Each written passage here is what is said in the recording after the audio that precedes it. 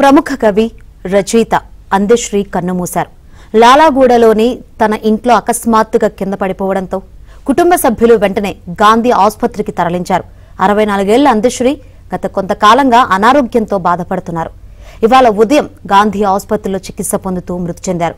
అందశ్రీ అంత్యక్రియలను అధికార లాంఛనాలతో నిర్వహించాలని సీఎం రేవంత్ ఆదేశించారు. గుండెపోటుతో అందశ్రీ మృతి చెందినట్లు గాంధీ వైద్యులు ప్రకటించారు.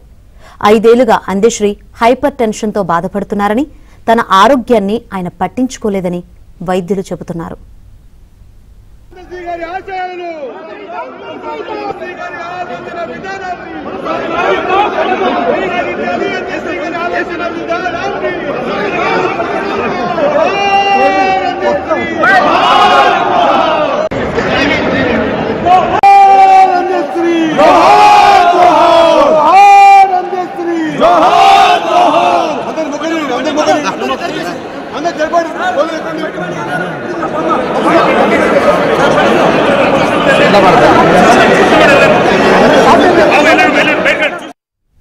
అందశ్రీ 1961 జూలై 18న సిద్దిపేట జిల్లా రేబర్తిలో జన్మించారు.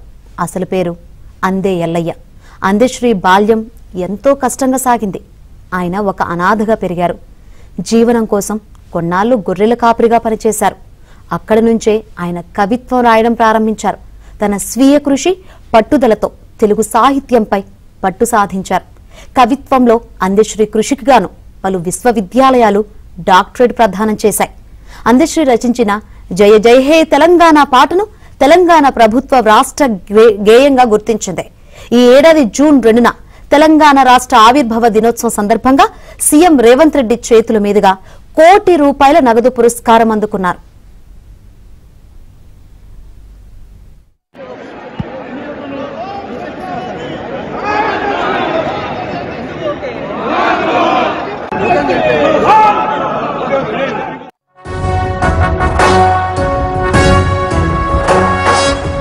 జయ హే తెలంగాణ జననీ జయ కేతనం, ముకోటి గొంతుకలు ఒక్కటైన చేతనం, తరతరాల చరిత గల తల్లి నీరాజనం, పద పదాన నీ పిల్లలు ప్రణమిల్లిన శుభ తరుణం. జయ తెలంగాణ జయ జయ తెలంగాణ, జయ తెలంగాణ జయ జయ తెలంగాణ.